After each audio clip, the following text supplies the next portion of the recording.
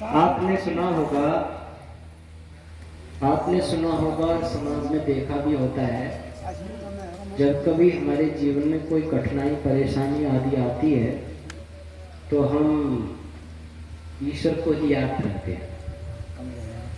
ऐसा एक प्रसंग आता है कि एक बार नैमिषारण्य तीर्थ में कुछ ऋषि मुनि लोग एकत्रित हुए और आपस में विचार करने लगे कि हम जगह जगह इस दुनिया में घूम करके आए हैं। आज अच्छी सड़कें बनी हैं, अच्छे भवन बने हैं, खाने पीने के साधन बढ़िया हुए हैं, पहनने ओढ़ने के साधनों में वृद्धि हुई है, गमन आगमन के यात्रा के साधन बढ़े हैं, भौतिक सुविधाएं बढ़ी हैं, लेकिन आदमी उतने पर भी रोग शोक मोह में तिलमिला रहा है, दुखी है, परेशान है, बेचैन है। साधन बढ़े तो सुख शांति आनंद बढ़ना चाहिए, लेकिन उतनी ही अशांति कलह क्लेश दुख दर्द बढ़ रही है। आखिर मानव सुखी होना चाहता है तो वो उसका सच्चा अच्छा उपाय क्या है? तो वह सब ऋषि मुनियों ने विचार विमर्श करके एक बात कही कि एक ही तरीका है वास्तविक सुख शांति पाने का। सत्यनारायण सेव व्रतम सम्यक विधानता कृत्वा सत्यम सुखे भक्ता परत्र मोक्ष मापुनिया।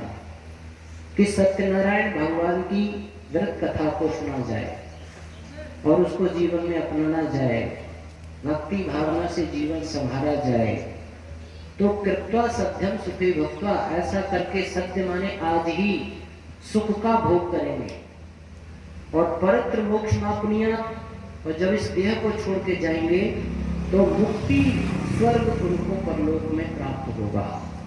केवल एक ही चीज है, एक ही उपाय है, सत्यनारायण भगवान की व्रत कथा। एक वैद्य धन्वंतरी हुए, धन्वंतरी जी से पूछा कि आपने बहुत सी औषधियां बताई हैं, अमुक रोग के लिए दवा है, अमुक रोग के लिए औषधि है, अमुक रोग के लिए औषधि है, क्या आपको दुनिया में एक ऐसी औषधि मिली है जो सब रोगों को काटने वाली हो, सब रोगों पर प्रहार करे और व्यक्ति को स्वस्थ बना दे? तो उन्होंने कहा हाँ, एक दवाई है, एक औषधि है। उन्होंने कहा अच्युतानंद गोविंद नाम स्मरण भेषजा विनश्यति सकला रोगा सत्यम सत्यम गदाम्यहम्। अति उत्तम भगवान का स्मरण, ईश्वर प्राप्ति, ये समस्त रोगों को काटने वाली एक औषधि है। ये मैं सत्य सत्य कहता हूं। वास्तविक बात यह है, हम इस बात को समझ नहीं पा रहे हैं। वास्तविक सच्चा सुख शांति आनंद और कोई रोग शोक मोह हमारे जीवन में आए नहीं, उसकी एकमात्र दवा है सत्यनारायण भगवान की भक्ति उपासना। इसलिए माताएं बहनें अपने घरों में सत्यनारायण व्रत कथा करती हैं, कराती हैं, सुनती सुनाती हैं। और एक पुस्तक है, उस पुस्तक में लिखा होता है कि अमुक व्यक्ति ने सत्यनारायण व्रत कथा करवाई, प्रसाद बांटा या ग्रहण किया, सुना सुनाया, तो उसको पुत्र लाभ हुआ, धन का लाभ हुआ, सुख लाभ हुआ, शांति का लाभ हुआ। और जिसने सत्यनारायण व्रत कथा की अवहेलना की, सुना नहीं, प्रसाद ग्रहण नहीं किया, उसका जहाज डूब गया, पुत्र खत्म हो गया, यह हानि हो गई, वो दुख हो गया। जो लीलावती कलावती नाम से प्रसिद्ध है। देखो, उसने भगवान की कथा की महिमा तो वर्णित की गई है कि कराने से सुनने से ये लाभ है और न कराने से न सुनने से ये हानि है, पर वो सत्यनारायण व्रत कथा क्या है ये उसमें है नहीं, ये उस पुस्तक में नहीं है। वो कथा क्या थी, इसकी कराई या सुनाई या नहीं सुनी।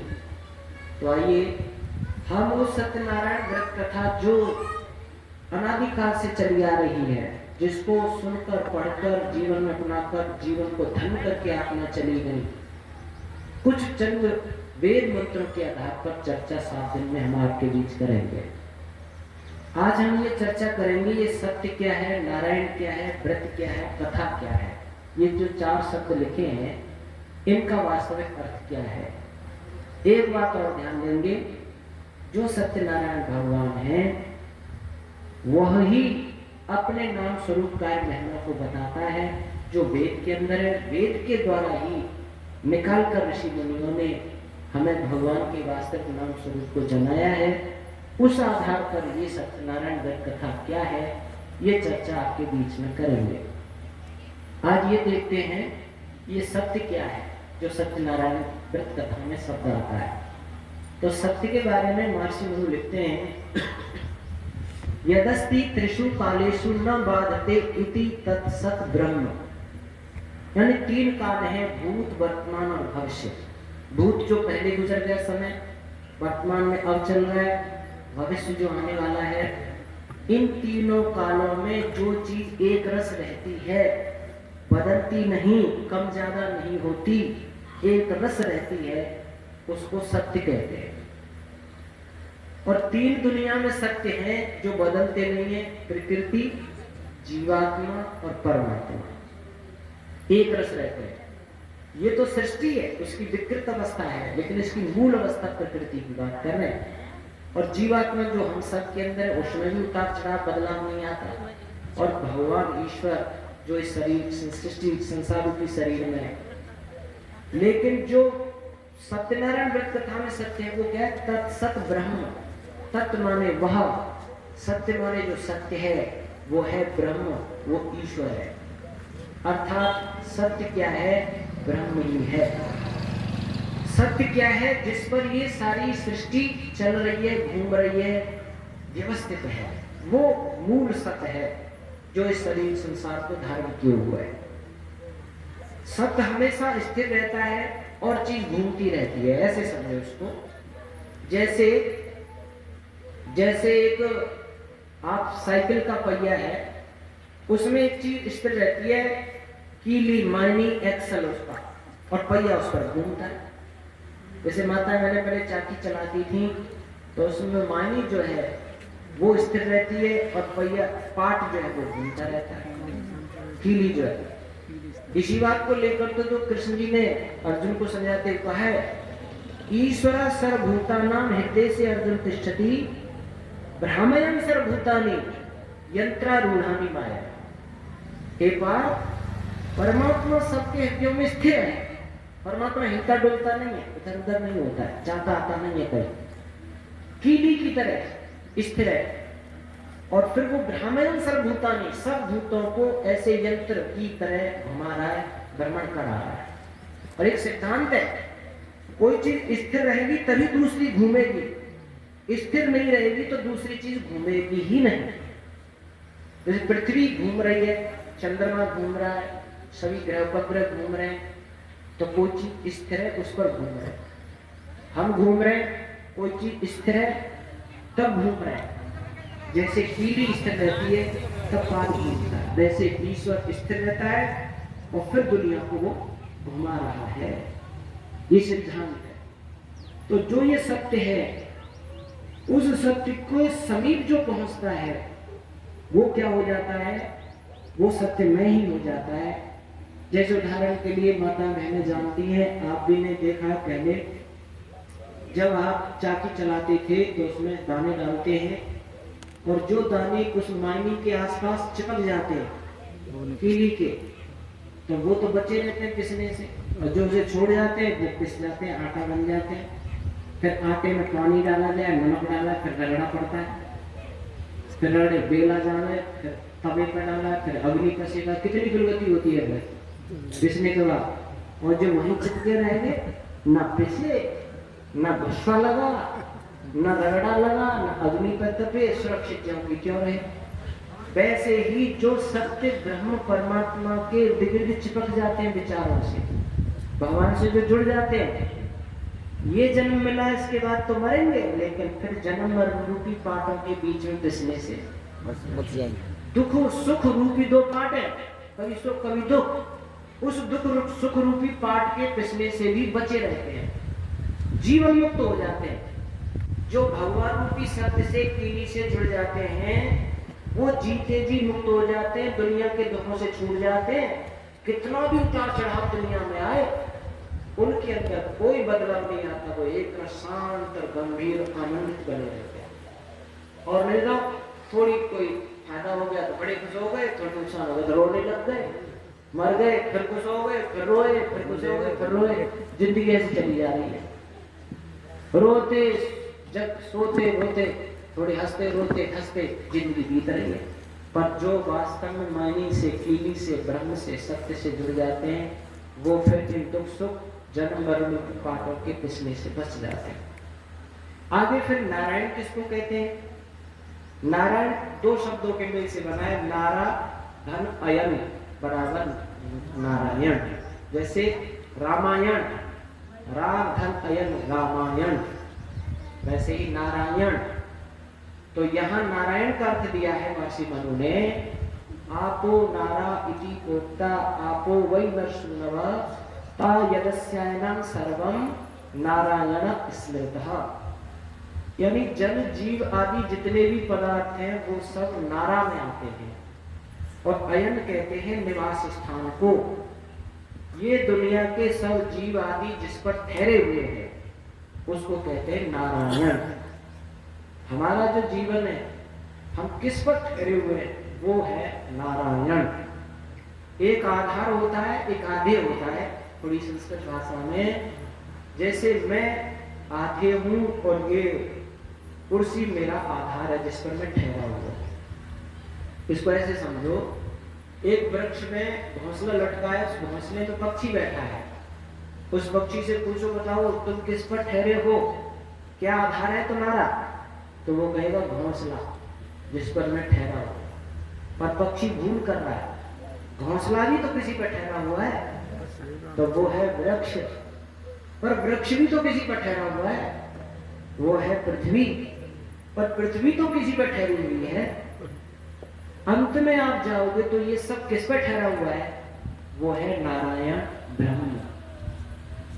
वैसे ये कुछ लोग कहते हैं कि ये पृथ्वी तो गाय बैल के सींग पर ठहरी हुई है, कोई कहते हैं सर्प के फन पर ठहरी हुई है। दो शब्द आते हैं, उक्षा धारा पृथ्वी युक्तम या शेषो धारा पृथ्वी युक्तम। उक्षानी बैल के सींग पर है, गाय के सींग पर है, या शेषनाग के फन पर है। तो ऋषि ने कहा है, आप ये कहते हो शेषनाग के फन पे है पृथ्वी, तो शेषनाग किस पर ठहरा हुआ है? तो आप कहेंगे शेषनाग पूर्व पे कछुए पर बैठा हुआ। फिर कछुआ किस पर ठहरा हुआ? बोल कछुआ जल पर ठहरा हुआ। फिर जल किस पर ठहरा हुआ? जल पृथ्वी पर ठहरा हुआ है। फिर पृथ्वी किस पर ठहरी हुई है? तो अंत में तुम्हें ये कहना ही पड़ेगा, ये सब कुछ किस पर ठहरा है? वो है नारायण, वो है ईश्वर। और जो बैल के सींग की बात, कभी पृथ्वी में कंपन आता है तो बहुत से लोग कहते हैं गाय एक सींग से दूसरे सींग में पलट रही है, तब जो है हिल रही है ये पृथ्वी। अब बोला गाय के सींग पर, तो गाय किस पे ठहरी हुई है? वो भी तो किसी पे ठहरी हुई होगी ना।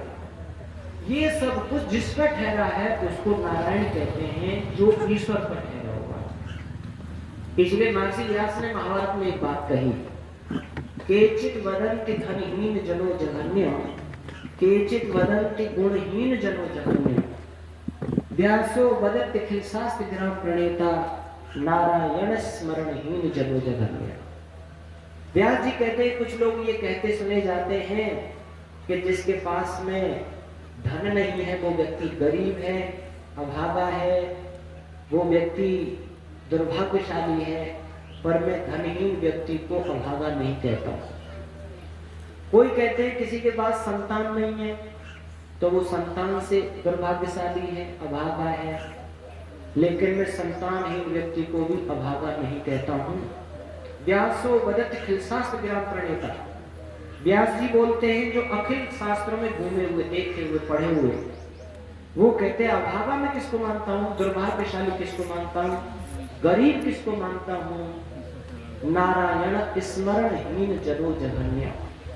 जो नारायण को स्मरण नहीं करता, भगवान को याद नहीं करता, अपने आधार को याद नहीं करता, अपने जीवन दाता को, मृत्यु दाता को याद नहीं करता, अपने कर्म फल प्रदाता को याद नहीं करता, जिसने ये सारी दुनिया बना के मुझे दी है उसको जो याद नहीं करता, वो दुनिया में सबसे ज्यादा गरीब है, अभागा है, दुर्भाग्यशाली है। और देखो कई बार हम ये लोग कहते नहीं, और भाई सब ठीक है, हाँ ईश्वर की कृपा है साहब, बच्चा नौकरी लग गया है, मकान भी बन गया है साहब, और धन धान की कोई कमी नहीं है, नाती पोते भी होना, भगवान की बड़ी कृपा है। भगवान की बड़ी दया।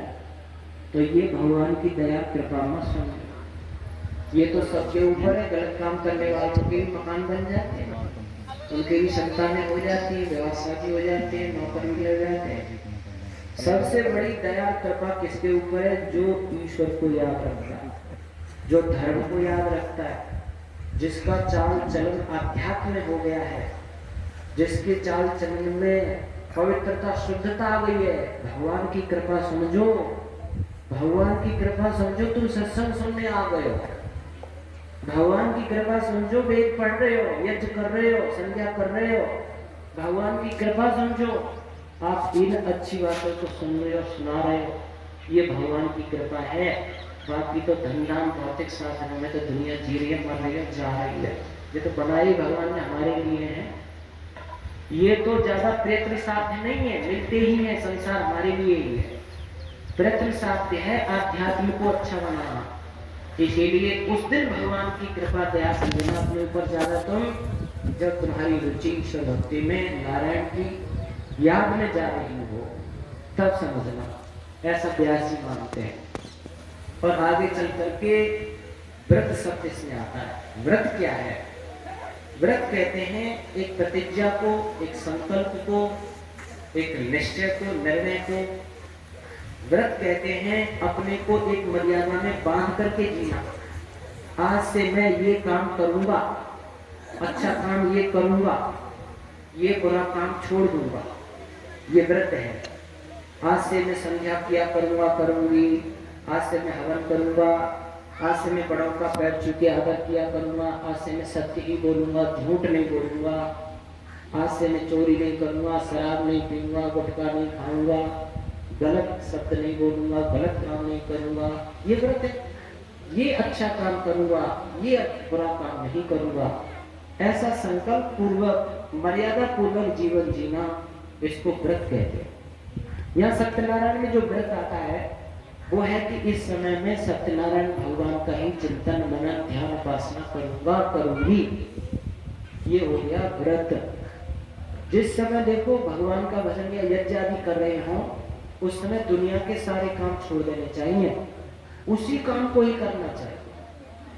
जैसे यहाँ यजमान, आज यजमान बने, उनसे हमने एक संकल्प बुलवाया, ओम तत्सत् श्री ब्रह्मणोदकीय प्रहलादेव स्वत्मंत्रेष्टाविंशति तले कलियुगे कलिप्रथम चरणे।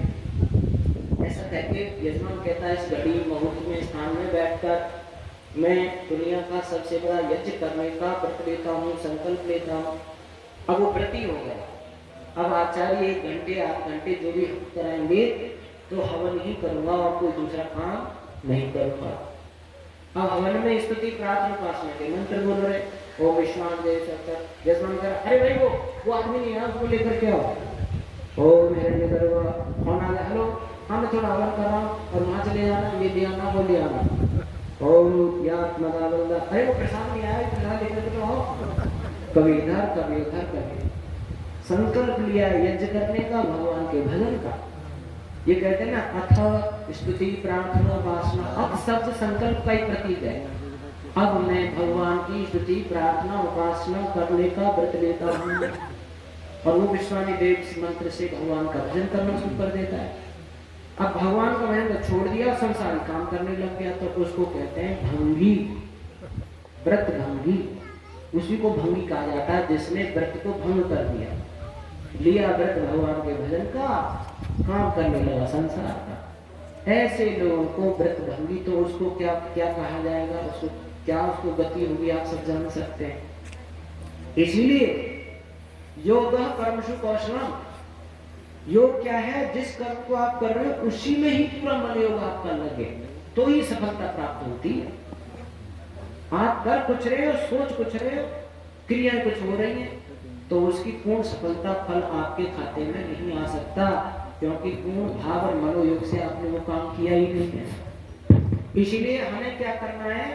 व्रत लेना है दृढ़ता से, ये काम हम करेंगे और ये काम हम नहीं करेंगे। एक बात और ध्यान देना, परमात्मा व्रतपति है। एक मंत्र आता है, अग्नि व्रतपते व्रतम चरिष्यामि तक्षक्याम तन्मे राध्यताम इदम अहम अनृता सत्यम उपैमि।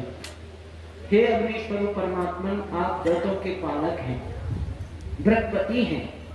आपने सृष्टि में जो व्रत नियम बांधे हुए हैं वो थे, हैं और रहेंगे। कभी आपके व्रत टूटे नहीं हैं। ऐसा नहीं कभी कुछ सृष्टि में होता हो, आपके नियम अटल है और उनका आप लगा रहे हो। मैं भी आपकी इस दुनिया में एक व्रत लेता हूँ और एक असत्य व्यवहार से छूटता हूँ और सत्यम उपयमी सत्य व्यवहार से मैं जुड़ता हूँ। मुझे इस व्रत में आप समर्थ करें, सफल करें, योग्यता समर्थ दें। जो ऐसे व्रत पूर्वक जीवन जीते हैं उनके इतिहास लिखे जाते हैं, उनको भगवान पसंद करते हैं, उनको भगवान अनेक सुख शांति आनंद देते हैं। और जिनके जीवन कोई व्रत नहीं है, कभी कुछ भी खाते हैं, कभी सोते हैं, कभी जगते हैं, कुछ भी बोल देते हैं, कुछ भी लेन देन में गड़बड़ कर देते हैं, कोई दिनचर्या नहीं, कोई मर्यादा नहीं, कोई बंधे बुधाए सिद्धांत नहीं है। उनके जीवनों में वास्तविक सुख शांति आनंद भगवान की व्यवस्था से नहीं आ सकता। इसलिए हम कुछ अच्छे व्रत लेकर अपने दुनिया में जीवन जिए। बुराई को छोड़ने का व्रत लो या अच्छाई को। यहाँ सत्यनारायण भगवान के व्रत का मतलब है 1 घंटे में भगवान का ही चिंतन भजन करूंगा, इसके अलावा कुछ नहीं। बाकी काम सब फिर बाद में ही होंगे, मैंने सब छोड़ दिए। ऐसा करके करना, ये सत्यनारायण व्रत है। आगे चल करके बात आती है और वो है कथा। कथा का मतलब है क माने कौन, था माने है, कौन क्या कैसा है। कथन करना यानी वर्णन करना, यानी उपदेश करना, यानी उसके बारे में स्तुति मनन आदि ये करना, ये कथा कहलाता है। जैसे यहाँ भागवत कथा, वेद कथा, तो वेद में क्या है ये कथन आपके बीच में होगा। ऋषिमुनियों ने क्या आदेश किया, ये कथन होगा। कथा का मतलब केवल इतिहास सुनाना नहीं होता, किसी भी विषय को विश्लेषण पूर्वक कथन करना, कहना, सुनाना, ये कथन होता है, कथा होती है। तो हम भगवान के नाम, स्वरूप, कार्य, महिमा आदि का वर्णन कथन कर रहे हैं, अपने में सुन रहे हैं, सुना रहे हैं, तो ये क्या हो गई, सत्यनारायण व्रत कथा। एक बात और ध्यान दें, हमारे यहाँ भगवान को जो याद करते हैं तो उसके पीछे केवल हम भौतिक संसाधन मांगने के लिए करते हैं। बहुत से ज्यादा पूजा पाठ ये ये कथा करवाएंगे तो क्या करेंगे, हे भगवान मेरा बेटा पढ़ लिख के नौकरी लग जाए, मेरे नाती हो जाए, उसका बढ़िया विवाह हो जाए, मकान बन जाए, मुकदमा चल रहा है उसमें विजय प्राप्त हो जाए, ये चीज तो मांगते। और देखो वो कहते हैं ना, किसी ने कहा एक है साध है सब सद है, सब साध है सब जाए, और जो तू सींचे मूल को तो फूले फले। एक को पकड़ लेने पर सारी चीज आपको आ जाएगी। जैसे कोई पत्ते पर जल डाले, कोई टहनी पर डाले, कोई तने पर डाले, एक केवल जड़ में डाले पानी तो सब पत्ते फूल पर डालियों को प्राप्त हो जाएगा। केवल जड़ को, मूल को पकड़ना। तो यहाँ मूल क्या है दुनिया का, भगवान।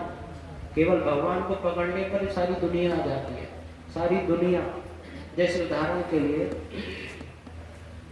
एक व्यक्ति है और उसके 4 पत्नियां हैं, और वो व्यक्ति विदेश में अप्लाई कर रखा था, उसे आदेश आ गया आप नौकरी के लिए आइए। अब जब विदेश को जा रहा है तो वो अपनी बड़ी पत्नी के पास गया, बोला कि देवी जी मैंने अप्लाई कर रखा था, विदेश में नौकरी के लिए आदेश आ गया है, मैं जा रहा हूँ कुछ साल के लिए, वहाँ से पैसा वैसा कमा के लाऊंगा, आपको कोई विशेष चीज़ की पसंद है वो मंगाना हो तो बताओ। कि हाँ वहाँ की साड़ियाँ बहुत अच्छी बताई जाती हैं, एक बढ़िया सी साड़ी खरीद के लाना। ठीक है ले आता। दूसरी के पास से आपको भी कुछ मंगाना है, विदेश जा रहा हूँ, कि हाँ वहाँ की घड़ी बहुत प्रसिद्ध बताई है, एक बढ़िया सुंदर सी घड़ी लेके आना, ले आऊंगा। तीसरी पत्नी के पास गए, उन्होंने भी कहा देखो वहाँ के सोने के कंगन बहुत अच्छे बनते हैं, एक जोड़ी कंगन ले आना, ले आऊंगा। चौथी देवी के पास गए, मैं ऐसे ऐसे विदेश जा रहा हूँ, उन्होंने तो एक एक वस्तु मंगाई है, आपको भी कोई वस्तु पसंद हो मंगानी हो तो बताइए। तो उन्होंने कहा देखो आप सकुशल विदेश में नौकरी व्यापार करके लौट आए, आपके पुनः दर्शन हो जाए, आपसे पुनः मिलन हो जाए, बस मुझे तो यही पर्याप्त है, मैं तो पुनः आपको खुशहाल लौट कर देखना चाहती हूँ। चला गया, खूब पैसा कमाया, साड़ी खरीदी बड़ी पत्नी के लिए, दूसरे घड़ी खरीदी, उसके लिए कंगन खरीदे, और भी धन और भी सामान अच्छा जो भी वहाँ समझा लिया, और वो अपने देश आ गया। आकर के सबसे पहले बड़ी के पास गया, ये साड़ी लो आपने मांगी थी, दूसरे को ये घड़ी लो, तीसरे को कंगन लो, और बाकी जितना धन और वो सामान था वो लेके छोटी के पास पहुंच गए, उनको दे दिया। अब बड़ी तीनों ने देखा कि हमको तो एक चीज पकड़ा दी, बच्चों को जैसे कुछ कर देते, बाकी सारा धन पैसा उस छोटी को दे दिया। इसका मतलब तो ये उसी से प्रेम ज्यादा करते हैं। और उन्होंने शिकायत की, क्यों जी आप भेदभाव क्यों करते हैं? भाई मैंने भेदभाव कहाँ किया? आपने देखो हमको तो एक चीज दे दी और उसको सारा धन और सब कुछ दे दिया जो भी लाए थे कहाँ से। भाई देखो आपने मेरे से एक वस्तु की मांग की थी, आपने साड़ी मांगी तो मिल गई, आपने कंगन, आपने घड़ी, उसने मुझे ही मांगा था केवल आपके दर्शन हो जाए, आपका मिलन हो जाए, यही मेरे लिए सर्वोपरि है। तो मेरे पास तो जो कुछ है वो सब उसी का हो गया ना, उसे मेरे पास मेरी वस्तु अलग कहाँ जाएगी? मेरे पास जो कुछ है वो सब उसका हो गया, तो उसने तो मुझे ही मांगा। ये वास्तविक कहानी नहीं, हकीकत है। भगवान से पुत्र मांगोगे तो मिलेगा, कोई बात नहीं, धन मांगो मिलेगा, मकान मांगोगे मिलेगा, जो मांगोगे। सृष्टि बनाई हमारे लिए, भगवान ने ये बनाई दुनिया हमारे लिए तो है, जो मांगोगे मिलेगा। पर जो केवल भगवान को मांगते हैं उनको सब कुछ ही मिलेगा, समझ रहे बात? फिर और चीज मांगने की जरूरत ही नहीं, सारी लिस्ट आ गई उसी में। केवल भगवान को मानने पर सारी लिस्ट एक ही बार में आ गई, अलग अलग से कहने की जरूरत ही नहीं है, सारी सुख समृद्धि और शांति। इसलिए कैसा है सत्संग, एक ही भगवान को जो प्राप्त करना चाहते हैं, मांगते हैं, भूख पैदा करते हैं, इच्छा पैदा करते हैं, उस सत्यनारायण भगवान को चाहने की, बस इसी चाह में उनकी सारी इच्छा पूरी हो जाती है, उनके जीवन धन्य और सुख में हो जाते हैं। इसलिए कवि ने भी यहाँ एक सुंदर सा भजन लिखा है, कुछ नहीं बिगड़ेगा तेरा, कुछ नहीं बिगड़ेगा तेरा, प्रभु की शरण आने के बाद, कुछ नहीं बिगड़ेगा तेरा, प्रभु की शरण आने के बाद, हर खुशी मिल जाएगी चरणों में झुक जाने के बाद, कुछ न बिगड़ेगा तेरा, प्रभु की शरण आने के बाद, कुछ न बिगड़ेगा तेरा, प्रभु की शरण आने के बाद, कुछ न बिगड़ेगा तेरा, प्रभु की शरण आने के बाद। जब है भेद मन में कुछ नहीं बन पाएगा,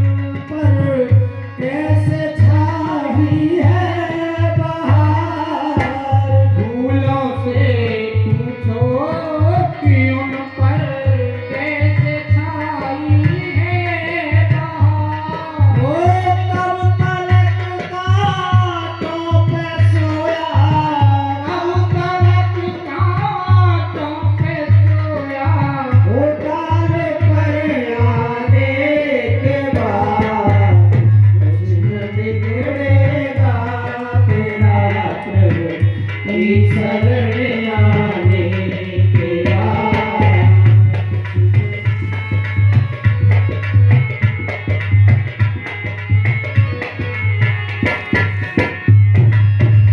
प्रेम की मंजिल में राही कष्ट आते हैं जरूर। प्रेम की मंजिल में राही कष्ट आते हैं जरूर। ओ बीज फलता है सदा, बीज फलता है सदा, मिट्टी में मिल जाने के बाद कुछ न बिगड़ेगा तेरा प्रभु की शरण आने के बाद।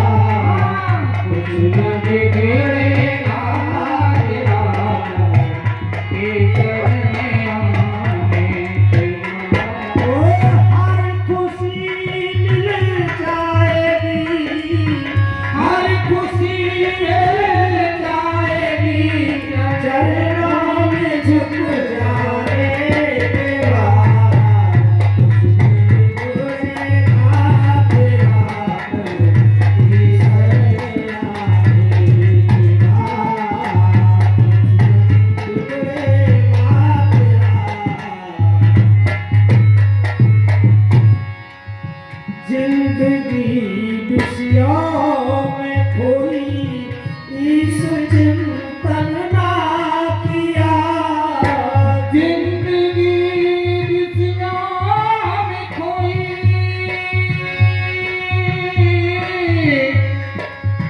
इस चिंतन ना किया, इस चिंतन ना किया। जिंदगी विषयों में खोई इस चिंतन ना